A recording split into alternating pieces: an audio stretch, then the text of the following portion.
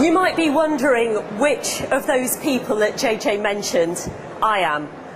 And I'm betting that you're not guessing the right answer. I'm the one who has rowed across 3 oceans. The Atlantic, the Pacific and the Indian Oceans. 15,000 miles, all on my own. You might have been expecting that an ocean rower would look a little bit different, like maybe closer to 6 foot than 5 foot, with big broad shoulders and hairy armpits and facial hair. And that's just the women. But no, I can assure you it is true. I have done what I say I have done. It might surprise you even more to know that actually I really don't like physical exercise. In fact, when I was at school, I was so uncoordinated and hated PE so much. I was always the last to be picked for the teams, and even did extra Latin to get out of doing PE. So how did I come to be rowing across oceans? Well, you could just say it was a very extreme reaction against having spent 11 years working in an office as a management consultant. And I knew this was not what I wanted to do for the rest of my life. And what really brought that home to me was when one day, after a particularly bad day at the office, I came home and in a desperate attempt to find out what I really wanted to do when I grew up, I wrote 2 versions of my own obituary. I imagined that I was at the end of my life and looking back and saying, so how did I spend my time on this earth? And the first version was the one that I wanted, the fantasy obituary. It wasn't so much about what I would do, certainly didn't mention ocean rowing, it was more about who I would be. And I wanted to be one of those people who seemed to have a great sense of adventure, that sort of zest for life, that joie de vivre. And then I had to write the obituary that I was actually heading for if I carried on as I was. And you know, it was nice enough, but it was pretty ordinary and mundane. A lifetime of getting on the commuter train, going to the office, earning a decent salary, and occasionally having a nice holiday. And I realised that was not what I wanted to do with the rest of my life. And so through a series of coincidences and life-changing moments, I decided that I was going to row across the world's oceans, specifically to raise awareness of environmental issues. I'd got green in the meantime. And so in 2005, I signed up to row across the Atlantic in the Atlantic rowing race, the same year that Ben Fogle and James Cracknell did that race, although I'd like to say I cried a lot less than they did. I wasn't to know that that was going to be the worst possible year for rowing across the Atlantic. There were more named storms in the Atlantic that year than any other year since records began. There were times that I felt like I'd subjected myself to a brutal psychological experiment, that I was going to be confined to a 23-foot boat for 3.5 months.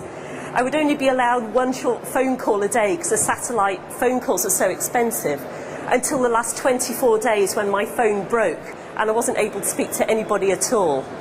During the night I would be repeatedly woken up by the rough seas until the sleep deprivation started to affect my cognitive processes, my ability to make decisions and think clearly. And of course I had to find a way to overcome the stresses involved in being in this incredibly challenging situation all on my own. And I learned so much, not just about myself, but about how to cope with stress. The good news about stressful situations is that they're only stressful if we allow ourselves to get stressed by them. But most of all, I really had to learn how to stay calm in the face of very serious adversity. A little bit of adrenaline is a good thing. I can feel it flowing now. You know, my hands feel a bit damp and the stomach's fluttering a little bit, and a little bit of adrenaline is great. It can really help you to think more clearly, but too much adrenaline is catastrophic. It means that when you're dealing with all these problems, you just kind of go into a panic. So I needed to learn how to stay cool and calm despite everything that was going on. Something that I learned about fear is that you can really only be terrified for about 2 weeks. The first couple of weeks out there, every night I would lie there in the dark in my narrow little bunk in my cabin and just be curled up quaking with fear.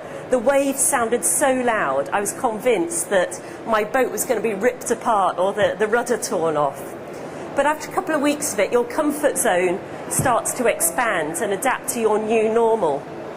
Something else that I learned to do was to reframe my situation, to look at it from a different perspective, that somehow took it from not okay to okay. So as an example of that, there was one day I was rowing along and my shoulders were hurting and my bottom was hurting, and I was so completely fed up with how uncomfortable everything was. And I'm just whinging away to myself, and everything's so uncomfortable. And suddenly this triggered a memory that in the run-up to the row, whenever a journalist or anybody had asked me why I was doing this, I'd been quite happily burbling away about how I wanted to get outside my comfort zone, conveniently overlooking the fact that getting outside your comfort zone is by definition going to be uncomfortable. And so when I saw it that way, it completely flipped my view. I thought, oh, the discomfort doesn't mean I'm failing. It actually means that I'm doing what I set out to do. I'm really pushing my boundaries. I'm really learning something here. But there were still some hairy moments. So many things that I could tell you about, but probably the closest I ever came to dying was on the final stage of the Pacific voyage. Normally I was really careful about keeping everything attached to the boat, because I knew from past experience that anything that wasn't tied on somehow would be carried away by a wave or lost when the boat capsized. But on this one occasion I got a little bit sloppy, and I had my sun canopy up and I was using a boat hook to prop it up, and the boat hook duly plopped overboard. And I didn't really need the boat hook, I had another one, but I'd done so much campaigning around pollution in the oceans, I didn't want to just leave an item there polluting the ocean. So I stripped off my iPod and my sun hat and my rowing gloves, and I jumped into the water to swim back to get the boat hook. And as I picked it up and looked around to see where the boat was, I realised that as I've been swimming that way, the boat has been drifting that way, and now it's looking quite a scary distance away. And I can swim quite a long way, but what I needed now was speed. So I tried to swim back towards the boat. I don't know if you've ever tried swimming with a 4-foot pole in your hand, probably not, but take it from me, it's not very easy. So I fairly quickly realised I was going to have to abandon the pole. But by then I was already quite tired, and I just didn't seem to be making any ground towards my boat at all. And it sounds kind of corny, but the thing that really genuinely saved me was this memory came back to me of a conversation I'd had with my mother the previous year. My mother's a pretty stoical woman, as you can probably imagine. But on this occasion she was really upset because she'd had this nightmare that they'd found my boat drifting at sea with nobody on board. And in her dream she knew that I must have drowned. And when she told me about this, and she had a tear in her eye, and I'd made her a promise, I said, Mum, I promise I will never get separated from my boat. And so as I'm there in the water, getting separated from my boat, I think, oh my God, I can't let this happen. My mum will kill me. And somehow I managed to find the bit of extra speed that I needed until at last, after what seemed like an eternity, I was able to reach out and grab hold of the grab lines around my boat and pull myself back onto the deck. So I hope today I've challenged you to reconsider what's possible. If a 5'4", not very athletic woman can row around most of the world, then just think, what can you do? Thank you very much indeed.